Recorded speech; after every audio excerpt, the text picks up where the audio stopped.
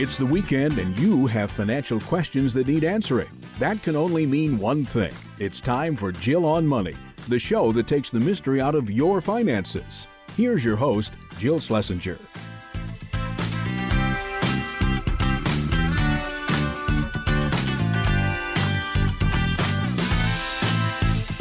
Welcome, welcome. It's Jill on Money. This is the program that attempts to take the mystery out of your financial life. And the way that we do that is pretty simple. We ask that you go to our website, jillonmoney.com, and all you need to do is click the Contact Us button. And you'll get a little form and you'll say, here's my question, and give us lots of details, because the more details, the better. And that will help us at least give you the next best step that you can take. That's what we're really trying to do. We're not trying to solve all the sins of the past. We are simply trying to help you figure out how to move forward. You see? It doesn't mean that we have to spend hours and hours, and we don't have to conduct a 100-page financial plan. We're just giving you a little taste of it, all right? And if that seems like something that could help you, again, just go to the website, jillonmoney.com. So it appears that we are finally getting into the springtime, and tax season is behind us, which means you probably have about, May, June. You have 2 months before you just sort of snap shut for the summertime. And so I encourage you to try to say to yourself, before I do my summer shutdown, before I spend all my time with planning my next vacation, let me take care of the thing that's on my mind financially. That's it. It doesn't mean that you have to figure it out. We'll help you figure it out. That's the beauty of what Mark and I have created here, a place to help you figure out where you want to go next. Okay? So today we are starting the program with Evan in Arizona. Now, Evan, you started out your email by saying that you've been listening to us for a long time. How is that possible? You're so young. I started listening, I think, when I heard you on, it was a marketplace or a podcast. I think you were a guest every once in a while. And then I just kind of looked up you because I thought your advice was great and you were, I thought, pretty funny. So that's kind of how I started listening. And then I kind of followed you along to Jill on Money and kind of everything else that you've been doing.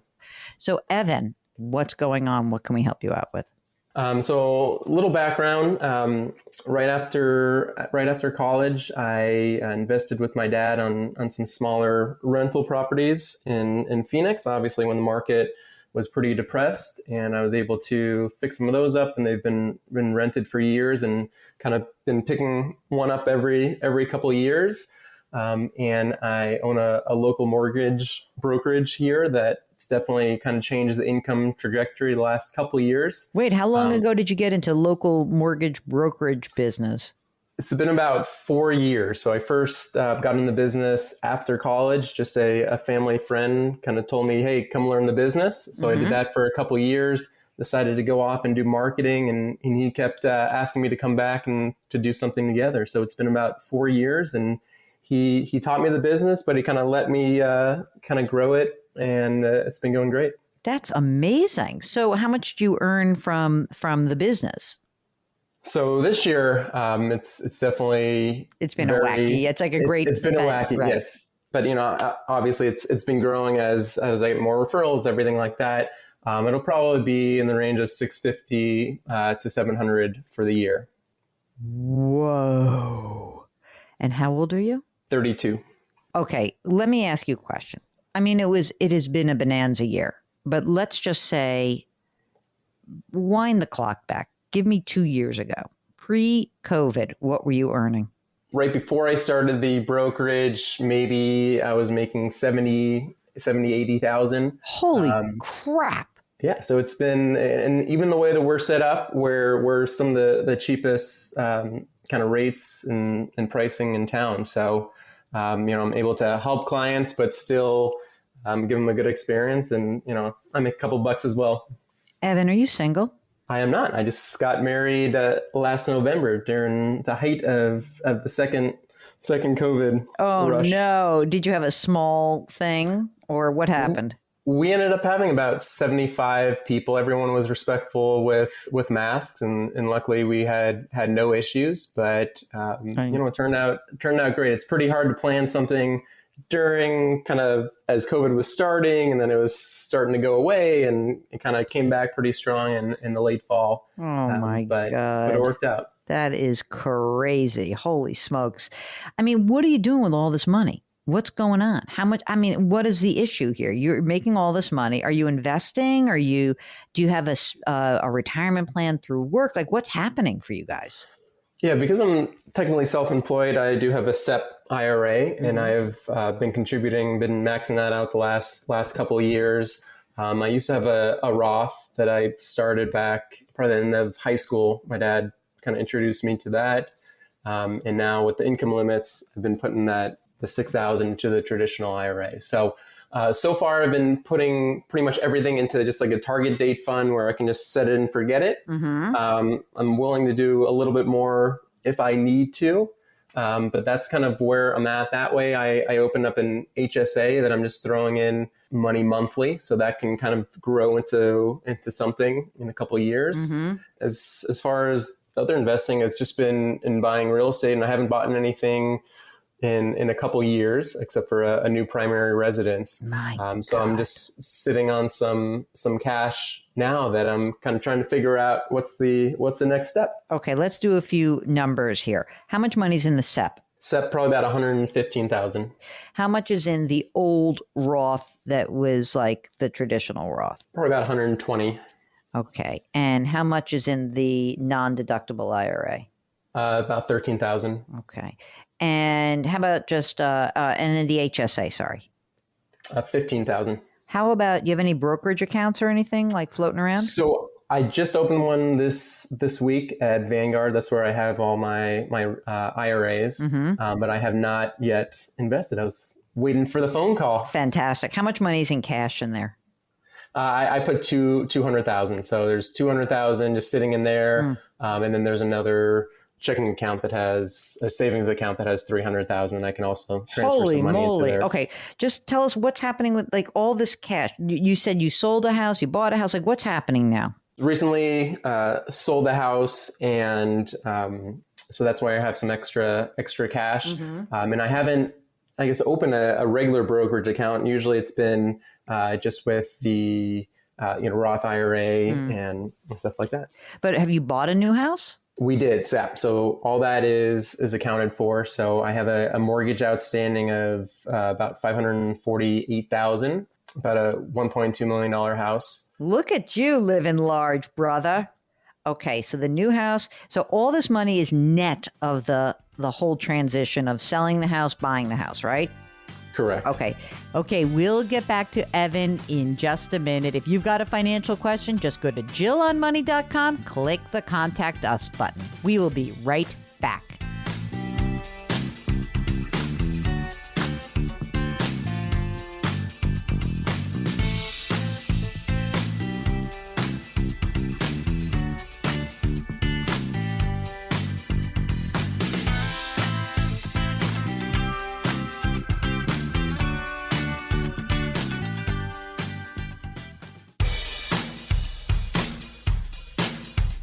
Do I invest here? Should I put my money there? Jill Schlesinger can help you. Back to Jill on Money.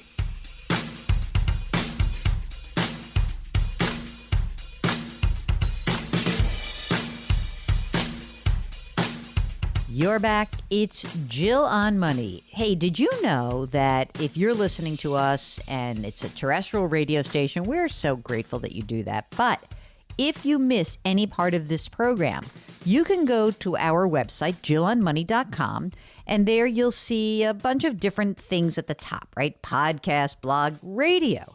And when you click on radio, you can get our entire show.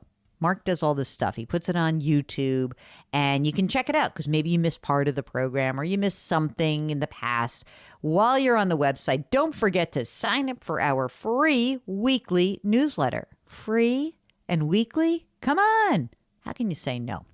Anyway, we are talking to Evan from Arizona, and he is joining us from the Capital One Bank virtual studios. Capital One, this is banking reimagined. What's in your wallet? We are going back to Evan, the real estate magnate. And if you've got a real estate question, of course, it may not be the same magnitude of Evan, but we'd love to hear from you. Again, JillOnMoney.com, click the Contact Us button. Okay, let's get back to Evan. Now, let's talk about these rental properties. How many? So I have 3 rental properties. The first one I bought a little bit out of college, if you can believe it, for $37,000. Which I remember my dad telling me, he said the land is worth more than what you're buying it for. So what's it worth? Probably about $295. Oh my God. Okay. And it's renting and you're cash flowing beautifully. Yes. Correct. Yep. And there's a mortgage? Clear. Are there mortgages on all these 3 properties? There are no mortgages. Really? I'm shocked. Yep.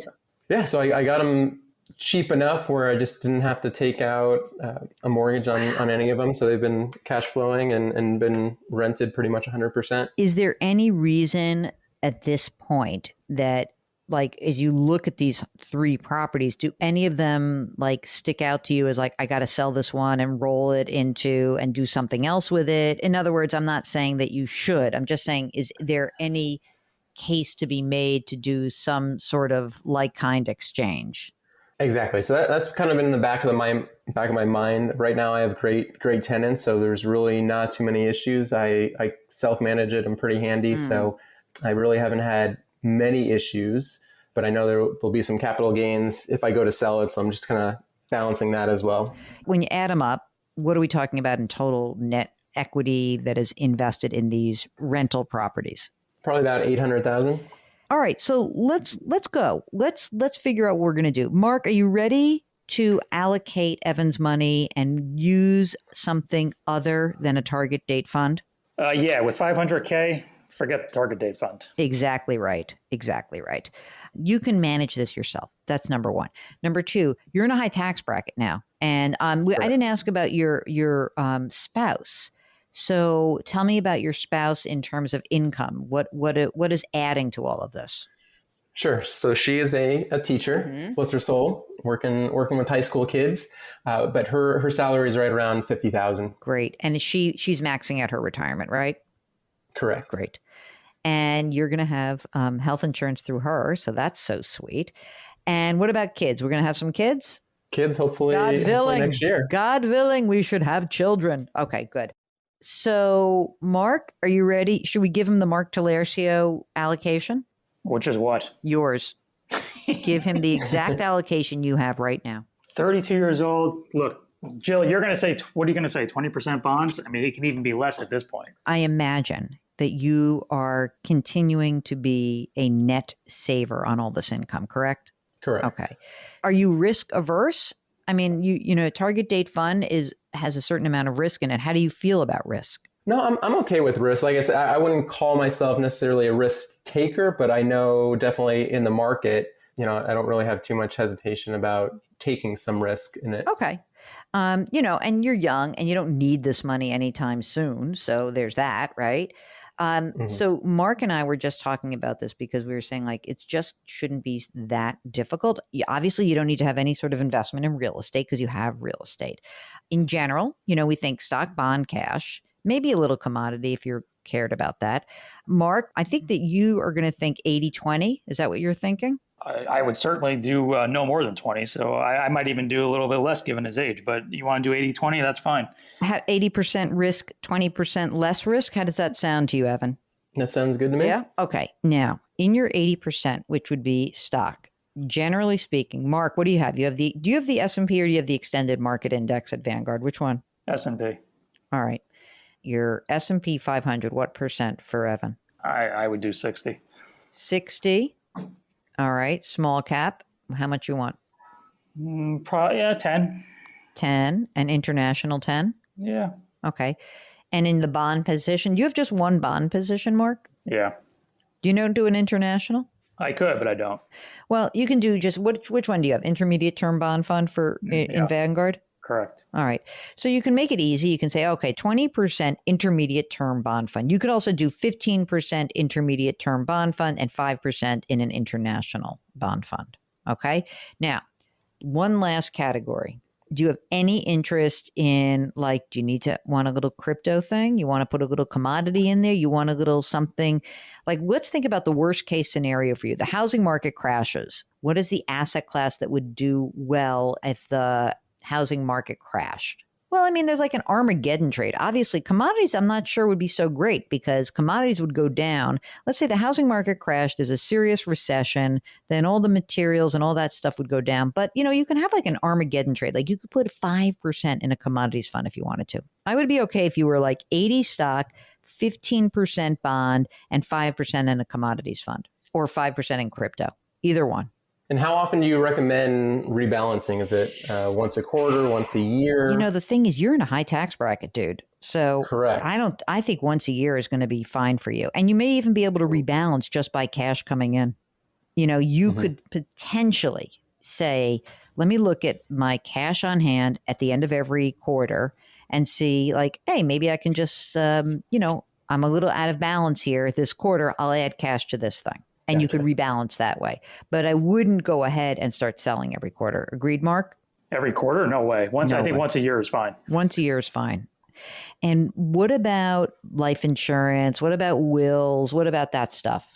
So I've started a will. I have to kind of finalize that. No life insurance. I guess that's another question, whether we wait till a kiddo comes. Yep. You know what? I wouldn't even wait. And I'll tell you why. Yeah, you make all the money. Yeah, you make all the money and you're not getting pregnant. So what I would do is, considering the situation, I think you should go and get some life insurance. And you're going to start having kids soon. You can get a 20-year level term life insurance policy. That's it. 20 years. That's all you're going to need because you're going to save so much money. You're not going to need this. If you look at this, let's say that you come back down to earth a little bit. Let's say that instead of making 600,000 or 700,000, let's say you made 500 grand a year and your wife's making 50. Now, what we need to do is understand of that 500, what you really need to live on. And it may not be that much, but I'd rather like kind of overdo your insurance needs than underdo it because it's going to be so cheap and you're young and you're healthy. So I'm guessing you can try this out. I bet if you got a $2 million 20-year level term policy, it's so cheap you might as well get it. That's my guess.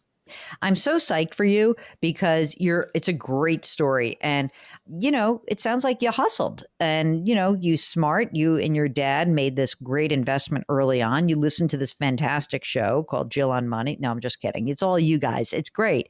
And by the way, as soon as you have the kiddo, then you can open a 529 plan. Do you have rental property? Are you trying to figure out how you can become Evan in Arizona? You're probably not going to be able to be Evan, but if you've got a question, maybe it's a real estate question, maybe it is a question that was arising after tax season, just give us a holler. Go to JillOnMoney.com and click the Contact Us button. JillOnMoney.com. That's the website. Key to your future. We'll be right back.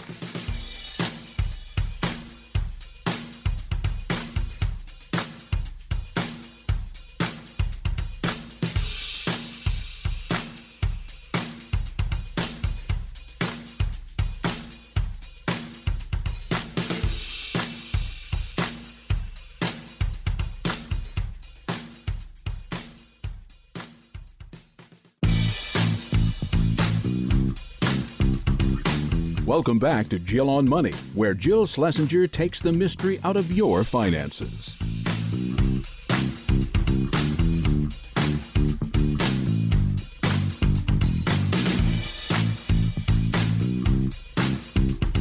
You're back. It's Jill on Money, and we are taking the mystery out of your financial life. We do that by answering your financial questions. Right now, we're going to talk to Stacey, who's considering a cash-out refi. What can we do for you, lady? Well, mostly I have a question about a mortgage. And so I have a house. I will talk about my primary residence is valued at $500,000. We have an outstanding mortgage of $161,000. I would love some cash to do a remodel, but not quite ready to do it right now. And so I'm considering doing a cash out refinance, but having a big chunk of change, let's say we pulled out $100,000 from the mortgage, refinanced into a new mortgage, it just seems crazy to put cash into a savings account right now or expose it to risk by putting it into an investment account. So I'm just curious about whether that's something that people do. I'm surprised that I don't hear more people asking this question. So you've got a $500,000 house. You have an outstanding mortgage of $161,000. What is the interest rate on that mortgage? 3.75. And what would you be doing with tell me a little bit about the refi. Like, what would you need $100,000 to do? Put a fence up. We have a 2-year-old who we are just do not want him running into the road. Oh, that's good. That seems like a very smart thing to do. Yeah, so that's a big one. And then also, given the 2-year-old, build an extra bedroom and bathroom. Okay. How long would it take to do these things? If you had the money to do it today, when could you pull the trigger and actually spend the money? You know, I think it's kind of a balancing act because construction's really expensive right now. So that's playing into everything. We don't have any contractors lined up or any materials or anything. So it would we've talked about starting in about a year. Now tell me a little, you say a we, so there's you, Stacey, there's a 2-year-old. Is there a spouse? There's a spouse, yeah. And how old are you guys? I am 36 and he is 55.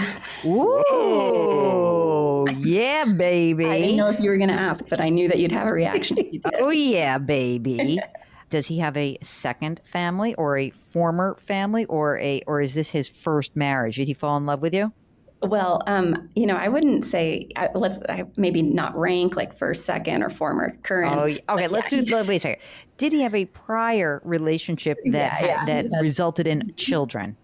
Yep. So I have 2 stepdaughters who are older. We've been together for 12 years. So I got to also raise them and they're launched. Hold on a second. Stop right there. So Mark, let's do this math. She 24. was 24 and oh my God. He was what? 43. Yeah, he's 19 years. 43. Wow. Isn't that amazing? Now, how old are the stepkids? 22 and 24. They must have hated you. Right? Did they or not? Oh, they did at the time. I mean, they were 12 and 14 or something when we started dating. Oh. Right? But we're very close now, so I feel fortunate to have gone through what You we won them over? Yeah. I don't know if I won them over, or they won me over or what, but the past is the past and we love each other. That's so nice. But they're launched at this point. Okay, great. Do you work? Or one of you more home? What's the income situation? Yep. He is retired with a pension, but he still runs a business. Let me ask about the pension right now. How much is the pension monthly? $4,200. And he also runs a business? Yes. How much does that bring in? It is revenue neutral right now.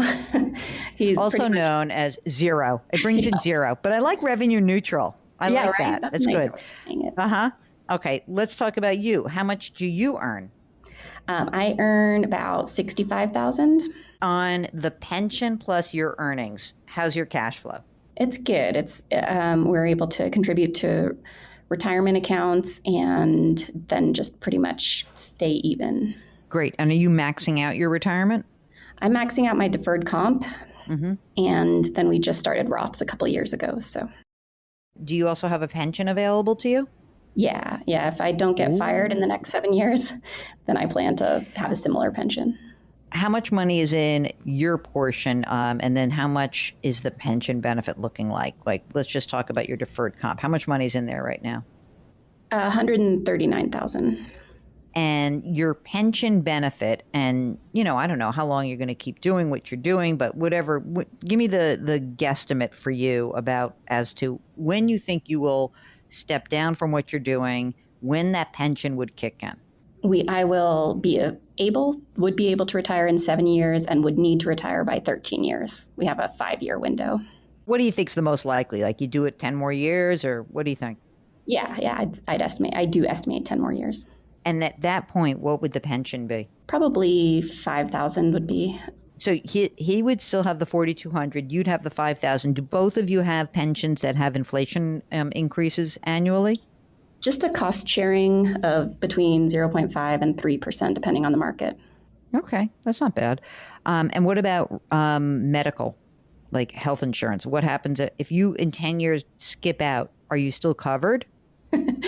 No, there is a retiree health available. He'll be 65 at that point. I'm pretty sure that's why he wanted to marry me right as he was retiring, right? So that he could be on That's my obvious. health insurance.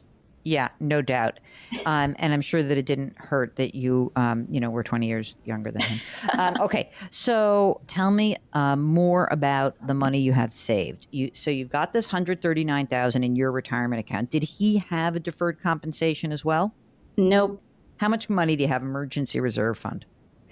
We have 52,000. Oh, that's good. That's great.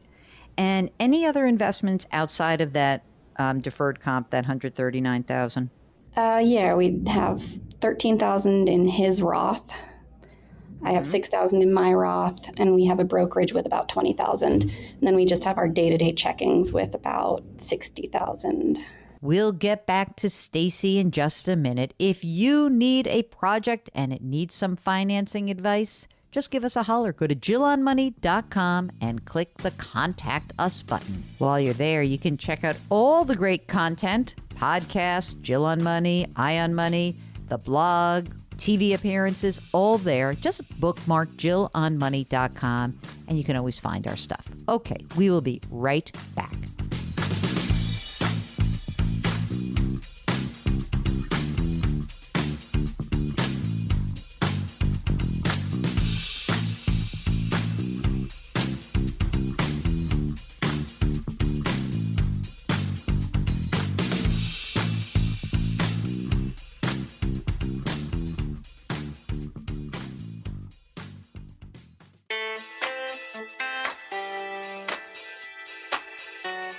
Twitter, Instagram, Facebook, YouTube, she's all over the place. Go to JillOnMoney.com to find it all. Now back to the show with Jill Schlesinger.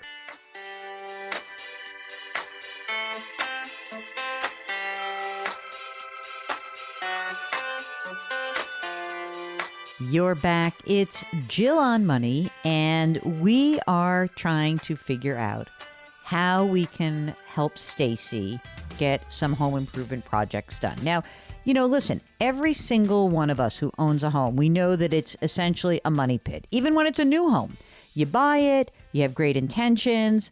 It's the curse of the homeowner. There always seems to be a project. And I don't want you to get freaked out by it, but I do want you to think about that before you buy a home, that there are so many times where people just say, oh, it's the principal and the interest and the mortgage. It's more than that. You're going to have to pay for maintenance. You should always fold in something like 1 to 3% of the purchase price. Every year, you're going to have something happen. I promise you. It's like the thing you can count on. A house is going to cost you money. So anyway, let's get back to Stacey to help her figure out how to get these projects done. So you think you need $100,000 to do this work you want to do, but we're not really sure whether it's going to start in a year or not. And you do have a mortgage right now that, if you were to refinance just the existing, your rate would drop down. Have you gone and done a little mortgage shopping? Yes. What have you found? Probably closer to 2.5% for 30 years. And I'm thinking that you probably do want a 30-year because you're going to have real income. When you, in 10 years, can you guys live on your, let's call it $9,200 a month? That's the hope. Yeah. But you're going to work more, right? I mean, you're not going to just be like, oh, I'm done in 10 years and, I'm retiring at age 46. Are you going to continue to work? Yeah, I'm thinking financial independence, next endeavor. Yeah, baby. Yeah, baby. I love it. Mark, do you think that Stacey and her elderly husband, I'm totally kidding you now, and her husband should, especially since he's my age, do you think they should refi now, or do you think that they should just refi the existing note and then get a line of credit on top of it for the construction? What do you think? What's the current rate? It's 375. 3.75. It's amazing. I mean, if they can get it down to 2 point, what'd you say, 2.3? She said 2.5, 2.7. I mean, that's tempting. If you can go down a full percentage point. I know. I'm sort of thinking that you should do it. What if we were to split the difference? How do you feel about this? I mean, the fence you can do immediately. You got to line some stuff up. All right. You got to start meeting with people and get this thing teed up. Okay. I'm leaning towards, what if we were to just get, instead of $161,000 and then a line of credit, what if we did a $200,000 loan? Okay. Nice even number. And then your payment probably is not going to change that much, because it'll go $375. And, I don't know how old this mortgage is, but, hopefully it won't change that much. You'll have the extra $40,000. Then you're also going to have this $20,000 that's in the brokerage account. So now all of a sudden you have $60,000. You can start this project like ASAP, right? You can move things ahead. You can start hiring people, get it going, order stuff, have the money, pay for the stuff. And then we can also put a little line of credit on top of that to finish the project. What would that feel like for you when you hear that as a game plan? I like it. That sounds great. I mean, I feel like you can do this, and I think it's going to make sense for you guys. I like the idea of, I'd like you guys not to feel huge change and pressure on like a much larger monthly nut, because you're doing a good job. You're putting money aside. And, eventually, I presume that in some respects that the 2-year-old right now it's a pretty expensive proposition because you need care. But in a few years, when your kid's ready to go to school, maybe your cash flow kind of eases up a little bit. You could pay down a line of credit if that is available to you. You never know. And maybe your revenue neutral business will start bringing in some money, and then you can accelerate the pay down of a line of credit pretty quickly. So I kind of like that idea. Now, just a little housekeeping. Presumably you guys have all of your estate planning done, correct? We don't. I know we need to, and I knew that you were going to ask that, and I thank you for the post. Especially with stepkids, you got to get all that stuff in order. You got to get Yeah, we have done it. We did it with the going. stepkids, but we haven't updated it. Yeah, you definitely need to do that. And, you have a kid, and, you need someone to take care of that kid. God forbid something happened to both of you at the same time. As a 55-year-old myself, I can say that all of a sudden you start hearing about friends that are getting sick and bad things happen. And you're like, I better make sure I look at everything and make sure that my healthcare proxy says what I want it to say, Right. I mean, more than any other, it's funny you call in about, a mortgage question. That's really your critical issue you have to address. Okay? Really. Are you pinky swearing with me? I feel it. I feel a pinky swear coming. Yeah. Okay. I'll pinky swear. I like that. All right, good. Let us know how this goes. Make sure you get that estate planning done. Go do some mortgage investigation, get some contractors lined up, and let's move forward, okay? Thank you. I'm thankful for your expertise, and also thankful for the pinky swear to make me get off my butt. Are you staring down the barrel of some home improvement projects? Are you trying to figure out whether to spend the cash that you have on hand, whether you're going to refi, whether you're going to borrow from your retirement account, or maybe even get a personal loan? If that's on your mind, maybe you should give us a holler. The easiest place to do that is our website, JillOnMoney.com. JillOnMoney.com. That's the website. Bookmark it. Makes it easy. And just hit the Contact Us button. When you fill out that form at the bottom, it's going to ask you, would you be willing to come on the program? We wish you would. It's so much better when you're on the program. Okay, we will be right back.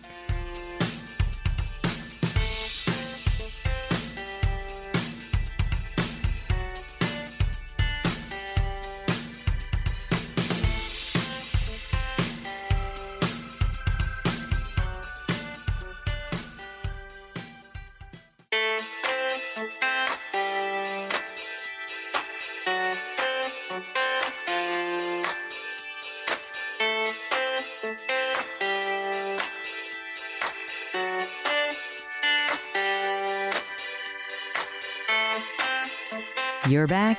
It's Jill on Money, and we're coming to the end of the hour. But before we do, let's try to answer one of your questions. This is from Corey, who says that I am 42 years old, married with 2 kids. My wife is staying at home. I started investing late because I'm on a second profession. medicine after previously being an engineer. Oh my gosh, that's a lot of education. The emergency fund is good. I'm investing a decent percentage through workplace plan, IRAs, and a brokerage account. Right now, everything is going into index mutual funds. Is there a point when you start to recommend, allow, think it's okay, people start investing in individual stocks? Well, I'm not trying to invest half of the funds or something. I debate the security of index funds versus possible gains of individual stocks. I'm just looking for some recommendation and guidelines. Okay, so first of all, the stock thing, there's no evidence that you'll do better picking stocks than being in index funds. In fact, you'll probably do worse. That's just kind of the way these things roll. We are our own worst enemies. So there is a reason why we think index funds make most sense, because they're cheap and they're not as emotionally guided as when people start investing in stocks. That said, if you've got a little stock itch that you would like to scratch, I get it. You want to do that? Fine. Make sure that you only allocate 5% of your total invested assets in stocks. That's it. And that way, if you kill it, you're going to get the great satisfaction. But if you goof up and maybe don't do as well as you would hope, which happens, I'm not saying it's going to happen, that way you can limit the exposure on the downside. Again, there is no evidence that picking stocks is better than indexes. In fact, the evidence is the other way, that actual indexing, a diversified portfolio filled with index funds, is a much better way to invest over the long term. And with many investors, most investors, it will guide you and keep you out of trouble. Okay, hope that helps. It's Jill on Money, and we've got another hour of programming right around the corner. We'll be right back.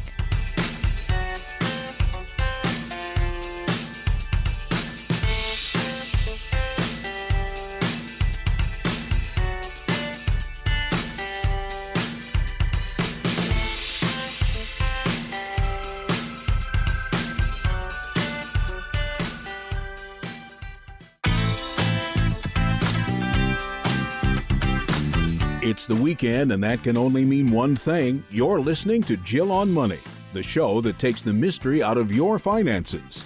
Here's your host, Jill Schlesinger.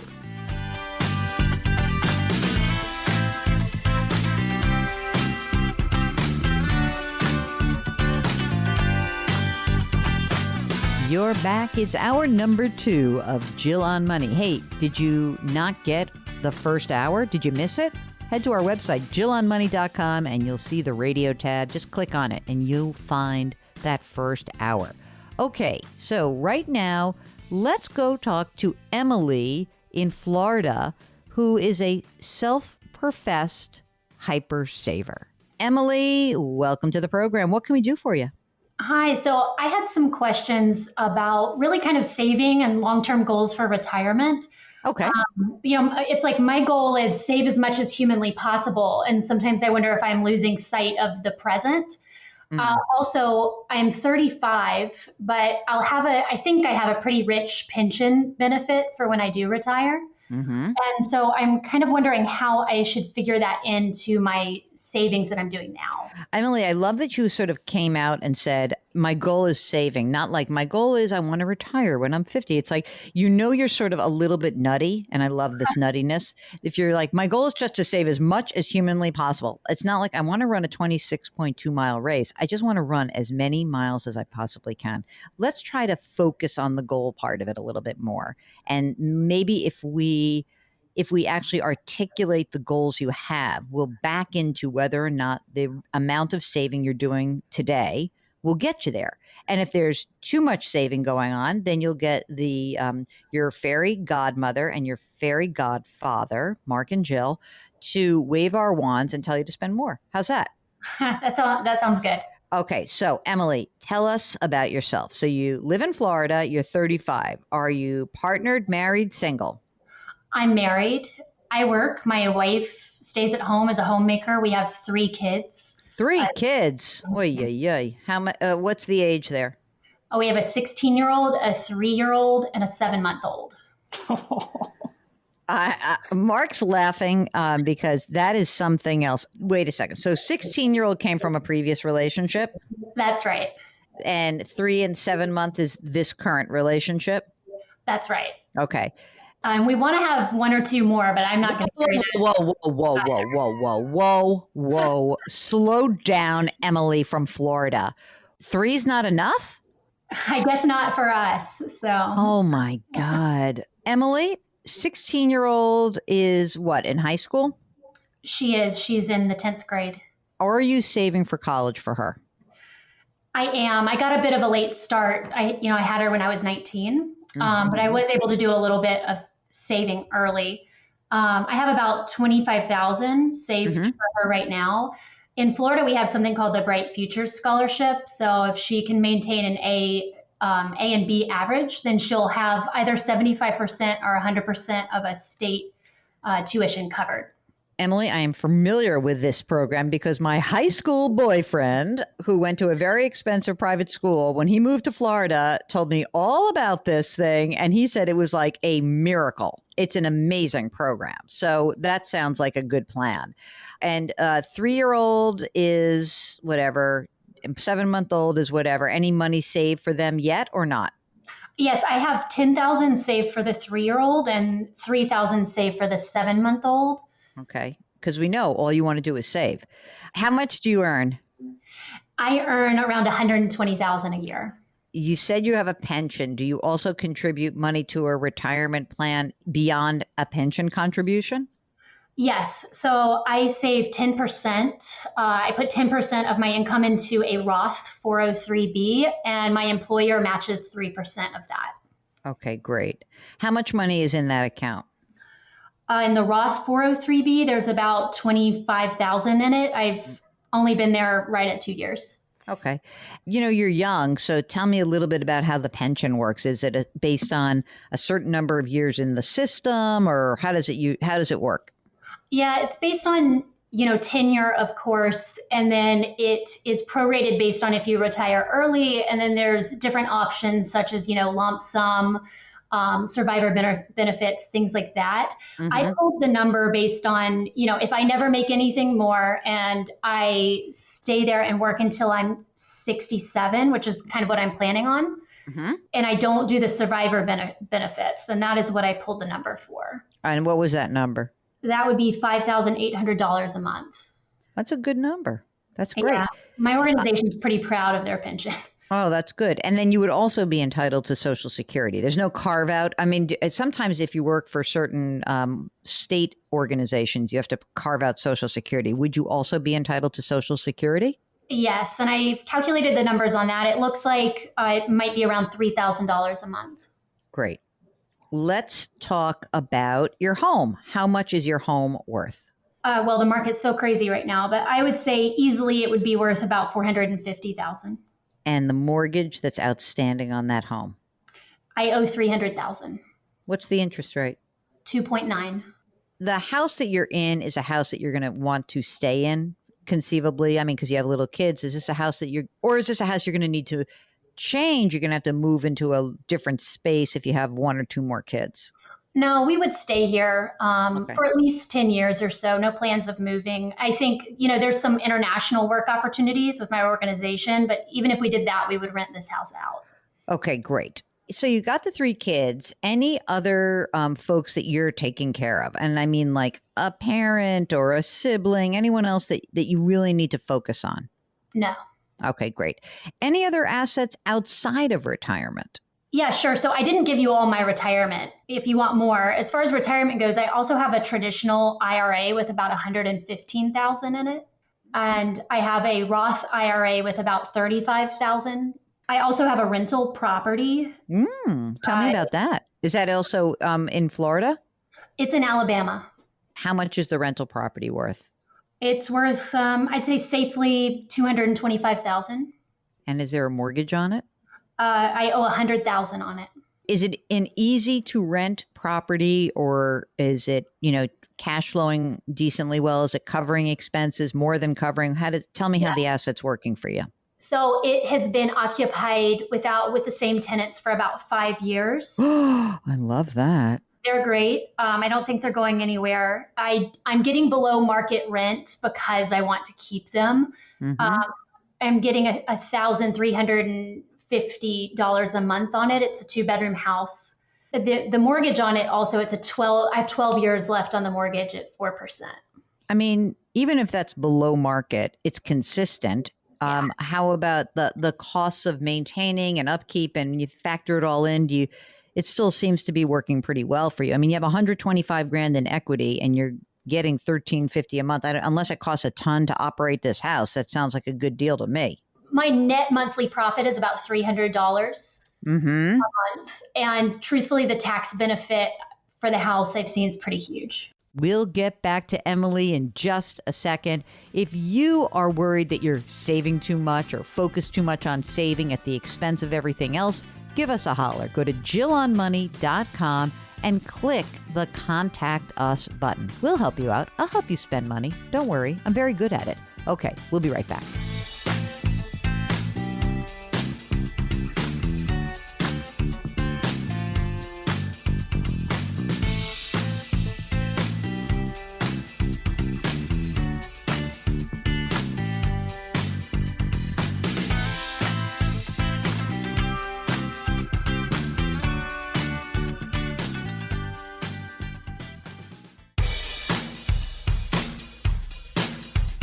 Do I invest here? Should I put my money there? Jill Schlesinger can help you. Back to Jill on Money.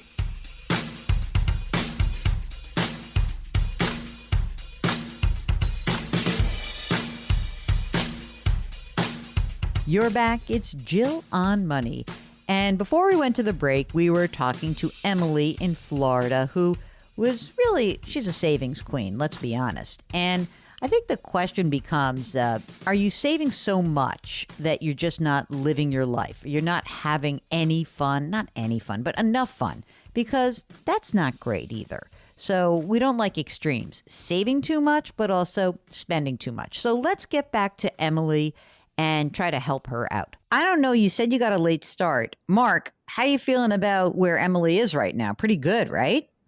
So far, so good. I wasn't there when I was 35. But it's interesting. You make a good living. You don't kill it. You're not like, in other words, you're not making $700,000 a year. You're saving like crazy. So now this makes me think, are you depriving yourselves because of this? I mean, is there any other source of income that I'm not counting? Are you a very rich heiress with a beneficiary of a trust? No, I'm not. I'm an only child and only grandchild. At some point, I think I'll inherit some money. I don't get support from anyone right now. Okay. So what exactly is the big issue that you have that you think is making you feel a little bit like, oh, am I saving too much or not enough? Like, what do you think is the biggest issue that you're facing right now? So I guess when I run calculations and I include the pension and the Social Security, calculators come back and they pretty much say, Emily, never save another dollar. Yeah, right. And that's hard for me to hear. And I also know there's some uncertainty, of course, with the pension I'm not going to retire for 30, 32 years or so. So it's hard for me to strike a balance between a calculator that tells me I never really have to save anything else and what I realistically should be saving. I think that we live very lean. We live, our mortgage, all of our responsibilities, everything. I'd say we live on under $50,000 a year. Shut up. Stop it. No way. $50,000 a year? Yeah, and I'm saving the rest of it. Oh my God. Okay. Oh, brother, I got to now hold my hand and I'm going to teach you how to spend money, Emily. Okay, let's go. Follow me. Okay. So obviously, if your monthly nut is 50 grand, let's just forget about less than. Let's just call it 50. Let's even call it 60 because maybe you're going to travel some and life's going to take off and, 2 kids will cost money. They'll be doing stuff. Your pension plus Social Security will cover you. Okay. So that doesn't mean I think you should just bail and not save, but I would really start to think about what your priorities are. So Mark, would you agree that retirement is kind of taken care of? Because of the pension, yes, probably. So I think it's okay to keep putting 10% in the Roth. I think that the extra money that's coming in, the only thing I would say is that you obviously are going to direct some of that money into the savings for the 3-year-old and the 7-month-old. But like, what's the amount of money that you have to put into this bright future to kind of feel like you're covered? Like, what do you think is the amount of money you need that would make you feel safe about the college funding? I really don't think I'm going to need to save much, but maybe if I had around 25,000 in there for each kid, I would feel pretty good about it. Okay. That's good. All right, perfect. And right now, pay your bills, your 50 grand, you make your retirement contributions, you pay these mortgages off. What is the extra money that you think you're saving every month? Throughout every year, I'm putting 6,000 in my Roth IRA. I'm putting 6,000 in a spousal Roth IRA. Mm-hmm. My 16-year-old has a job, and I'm matching her income in a Roth IRA for her. You're so good. Yeah, where I work has a 5.5% CD for up to 15,000 for each of my kids. So I've done that for all of them. So you were done. Wait a minute. So you're kind of done for college because when that CD matures. Right. Yep. I could if I want to use that for college. Yeah. Why? What else are you going to do? You're going to get them cars? I guess you have to have a car when you live in Florida. Yeah, but we cash flow our cars for the most part. So that's done. All right. So 6 Roth, 6 spousal Roth, matching for your daughter's Roth, the CDs, and what else? I've been buying Series I bonds as like a second tier emergency fund. Oh my God, you are crazy. I love you. Oh, how much in the I bonds? I have around 10,000 in there. Just stop doing that now. Okay. I mean, you don't need to do that. What else? We recently bought a new used car with cash, so I'm trying to build my emergency fund back up. I'm at about 5 months right now, so I want to make that a little richer. So are you going to spend, like, I don't want you to spend money for the sake of spending, but I'm going to just tell you this right now. You're in amazing shape. Build up your emergency reserve fund. The only reason why I wouldn't buy I bonds is they tend to be a total pain in the ass to deal with. Okay. Just like the whole treasury, and it can be a real pain in the ass. I love a 5.5% guaranteed CD. Do you have that for yourself? No, it's only offered for employees' children.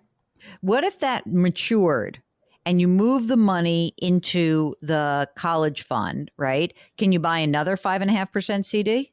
I can actually. So the little kids will mature at when they're 13 years old, and I can move that money out. And then I have the option to do another one that matures when they're 18 at the same rate.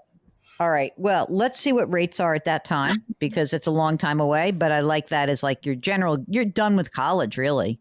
You really are because those CDs can roll in, right? So now we just need a little more liquidity. You have to give yourself permission to look at the money that you are saving and not be so compulsive. You're in great shape. You are doing a marvelous job in all of this. In the back of my mind, I'm sort of saying, well, I'm not even including the fact that you have these 2 homes. You may or may not want to keep the rental property. It is almost insane how great every piece of this puzzle fits together. And the only missing link to me, the missing piece that will drive you crazy is you. You're driving yourself crazy. You are in such good shape. Your retirement is on track. I would keep doing 10% in the Roth. Mark, would you keep doing the Roth IRA in addition to the 10% in the Roth 403B? I mean, if the cash flow is not a big deal and they don't feel like they're depriving themselves, I probably would. Exactly. But if you do feel like, you know what, I'd like that 12 grand so that we could go on like a spectacular family trip once a year, I wouldn't have a problem with that either. I really wouldn't. Okay. Yeah, that's good to hear. That's good to hear. And I've been trying to kind of aim for this like coast FI idea that I get myself to a point where I could say, hey, I can stop saving and everything's going to be okay for us. Absolutely. And it does also sound like you really do like your job. I think the only wrinkle in this would be if 10 years from now you said to me, remember when I said that I would work until I'm 67? I am not going to make it to 67. I'm going to make it to 57. That's when the plan would kind of go astray. But if you like what you do, and you're not adding any big extra expense, like, oh, I actually have to take care of my mother and that is 50 grand a year and we have to, you know what I mean? Like if there's nothing like that that's out there, then you're on track. I like the idea that you have this sort of interesting and complex financial situation, but that I can boil it down to you don't have to drive yourself crazy, please. You are doing a lot of hard work. You're raising this family. If you have another kid or two, maybe your expenses go from 50 to 60, you would still be fine. You would still be fine. And I don't want you to make yourself nuts when you don't have to. You're in good shape. Do you guys have estate planning done? We do. And life insurance? We also have life insurance. Term life insurance? We both have 20-year term, and I have term through my employer also. Great. I want you to take a deep cleansing breath and know that you're on a great path. Okay, if you've got a financial question, we'd love to help you. All you need to do is go to our website, jillonmoney.com, click the Contact Us button. While you're there, sign up for the free weekly newsletter. We will be right back.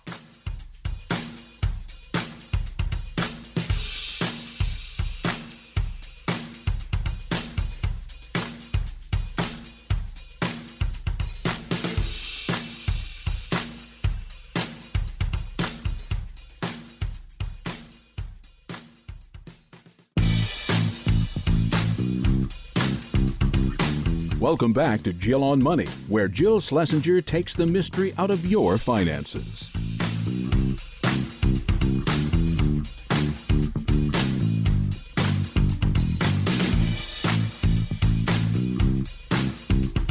You're back. It's Jill on Money. This is the program that takes the mystery out of your financial life.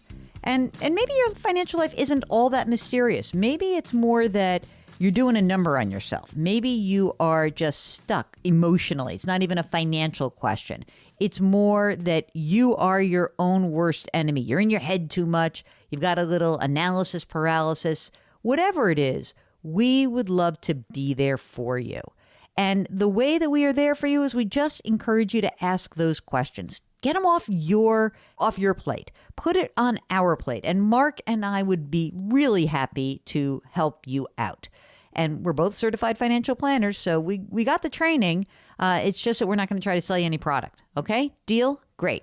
Okay, right now we are going to go to Jimmy in Tennessee, who joins us from the Capital One Bank virtual studios. Capital One, this is Banking Reimagined. What's in your wallet? Hi, Jimmy. Welcome to the program. What's going on? Hey, Jill and Mark. Thank you for having me. Of course. What's up? I had a question in regards to what to do with a decent amount of extra money every month. Basically, 2 days ago, I made our last student loan payment. Hold on. Let's have a moment for a second. Stand by. Hold on. The last one.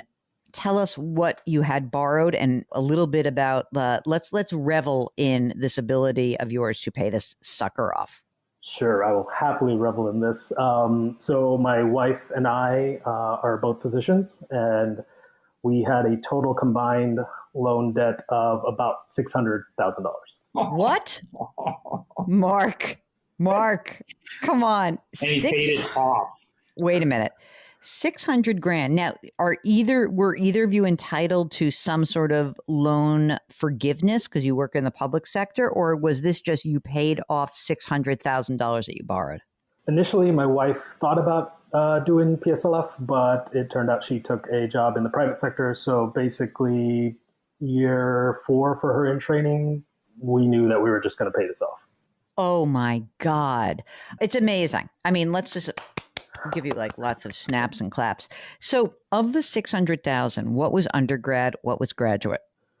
Undergrad was probably a very minor portion of it. Oh man, it's probably less than 100K. The vast majority was graduate.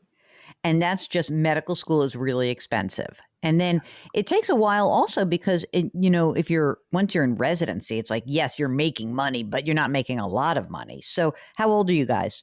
I am 42. My wife is 38. Are you in one of those medical specialties that is, how shall I say, rolling in the money? We are not rolling in the ENT money, but we're not in the lowest paying specialties. We're right in the middle. Okay. So how much do you guys each make? Combined, we probably make right around 625.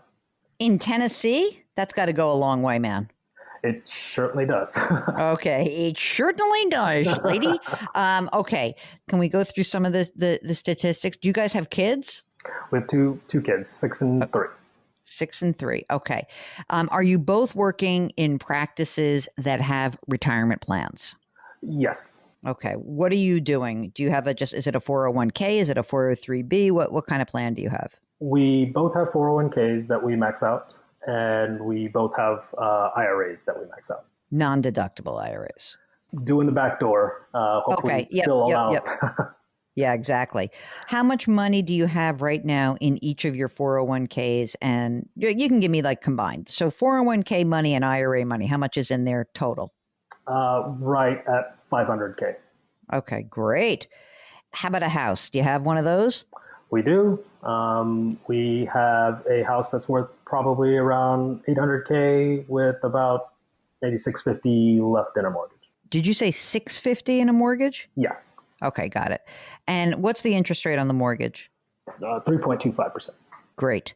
Any money that you've saved so far for the kids? We do.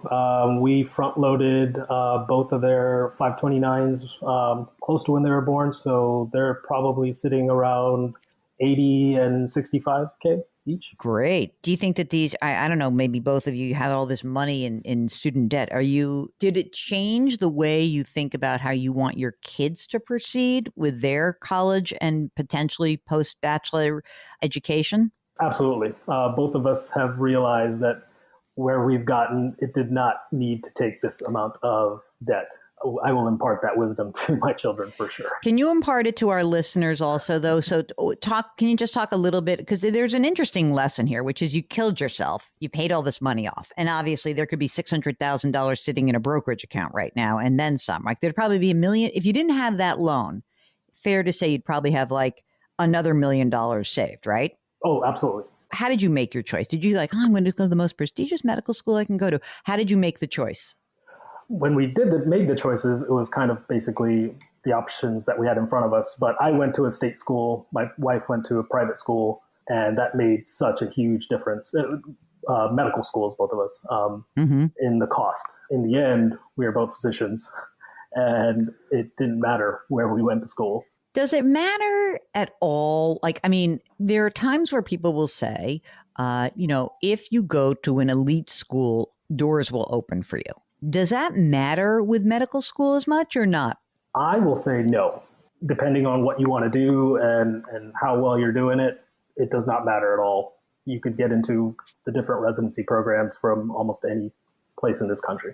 And there's a doctor shortage, isn't there? Absolutely. Okay, let's get back to your moolah. So do you guys have an emergency reserve fund? We do. It's sitting right about maybe 6 months. So I think it's at about 55K. Okay. And how about non-retirement savings or investing? Anything you got out there? We do. It was probably started maybe a year ago. So it's only sitting at around 50K. Now that you're no longer paying off these loans, what is the free cash flow that you have available to you? There is probably close to 10 to 12K in extra money a month. Whoa. That's a real number, man. Okay, we'll get back to Jimmy in just a second. Hey, during the break, you know what I'm going to tell you to do. Go to JillOnMoney.com and check out all the great content there. We'll be right back.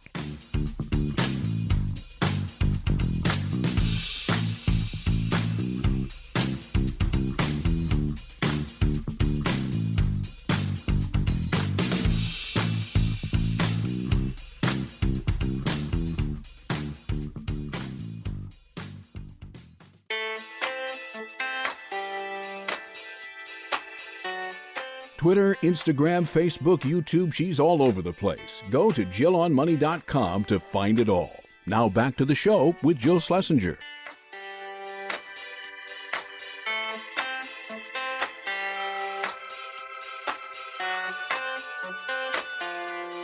You are back, and it's Jill on Money, the program that takes the mystery out of your financial life. And if you miss any part of this, you can always find all our stuff at jillonmoney.com.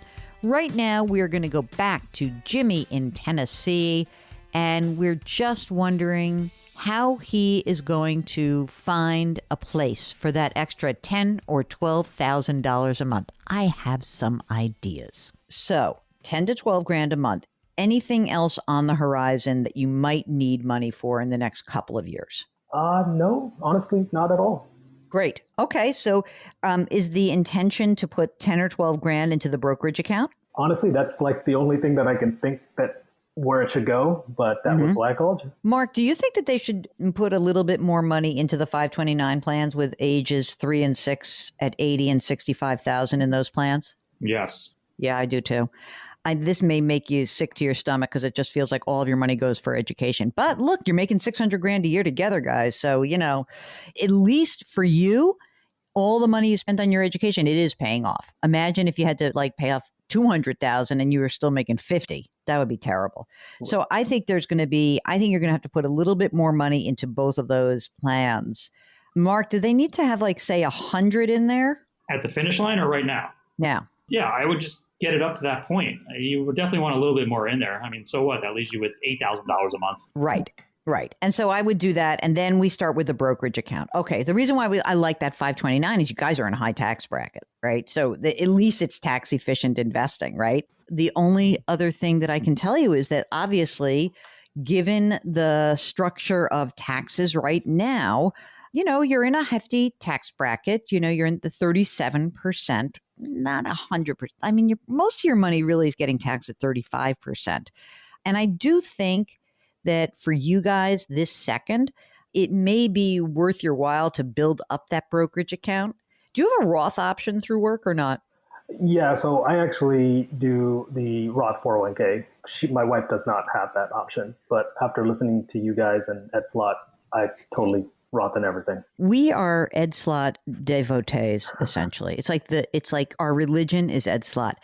Even when you look at the various tax plans getting floated right now in Congress, it would seem that your tax rate could likely rise in the future. So I think that maybe at least, until we know more about that, I still would try to take advantage of the fact that, if you can make some of this Roth, if you can put a bunch of money and pay tax on it and put it in the brokerage account, you're fine. Maybe, again, top off the 529 plan. But beyond that, I don't see that there's a ton more you need to do. You're in great shape. I mean, I feel like you should be celebrating and doing lots of dancing and celebrating the 600,000 you paid off. Now your goal is to kind of take that same momentum, build up your savings and investment platform, and put yourselves in a place that, 15, 20 years from now, you have the option to say, let's figure out what we want to do next. And unless you want to keep being a doctor, because we're going to need doctors. Yeah, I don't see either of us, leaving the profession, but it would be nice in 15 years to have a little bit more options. Absolutely. Do you guys have your estate planning done? We actually did that at the height of the pandemic. Oh, good for you. Do you feel like, can I just ask you some more questions about just Sure. being in the, so do you, and do you have life insurance, just some term life insurance? Yeah, both have term. Great. Can you tell us a little bit about what's it like to be in a hospital and right now amid this pandemic? Do you feel kind of fried and a little from this whole experience, or do you feel like your job's never been more important? Tell us a little bit about what's going on for you personally around this.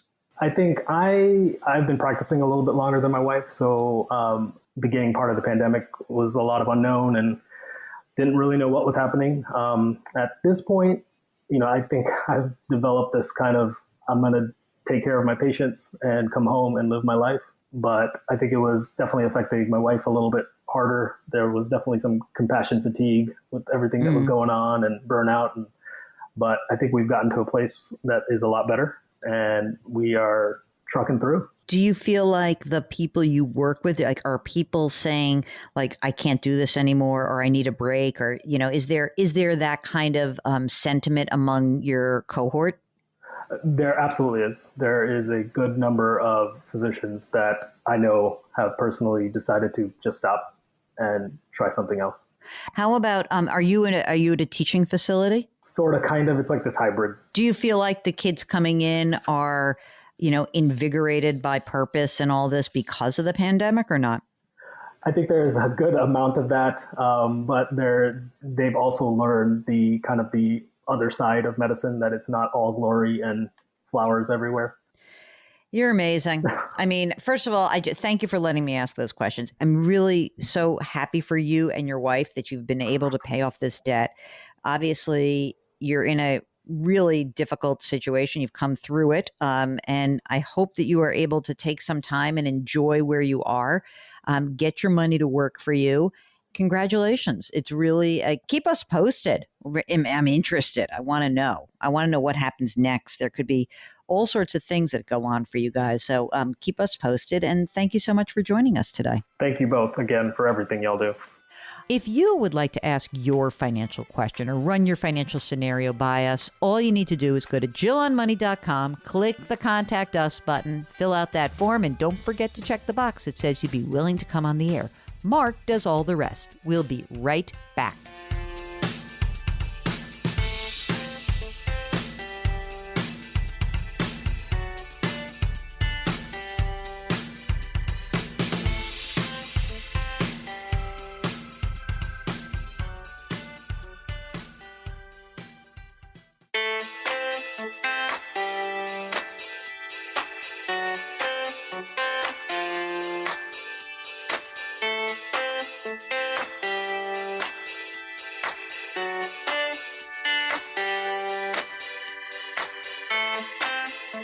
You're back. It's Jill on Money. And before we finish up for the day, I would love to get to one question from Karen, who writes that my husband and I are retiring and we're looking to invest a bit of money.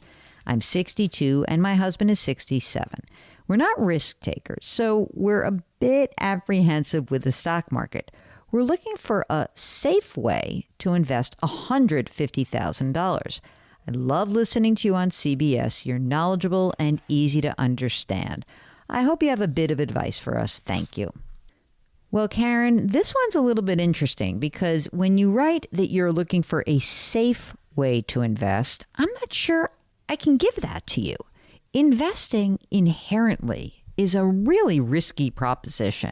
Even if you had a conservative portfolio, meaning even if you took $150,000 and maybe only put $50,000 in stock index funds and $100,000 in cash and bond index funds, that would still have risk. So I would love to know a little bit more about you guys. If you're really thinking about investing for the long term, I can hold your hand. I really can. But it is incumbent on you guys to understand that whatever you do, there's going to be risk. We almost can't be investors in financial markets without risk. And of course, there's risk in just keeping money in cash. With taxes and inflation, you might be losing money. So if you want some more advice, why don't you come on with us? And, I'm happy to walk you through it. But there's going to be risk. That's what I can promise you, no matter what. So maybe even start smaller than $150,000 to begin. Well, that's it. That's the program. A good point to end on, which is investing is risky. If you've got a financial question, just go to our website, JillOnMoney.com, click the Contact Us button, and we'd love to get you on the air. Our music is composed by Joel Goodman. Mark Talercio is our executive producer. Put your hands metaphorically on someone's back and do something nice today. We'll talk to you next week. Thanks for listening.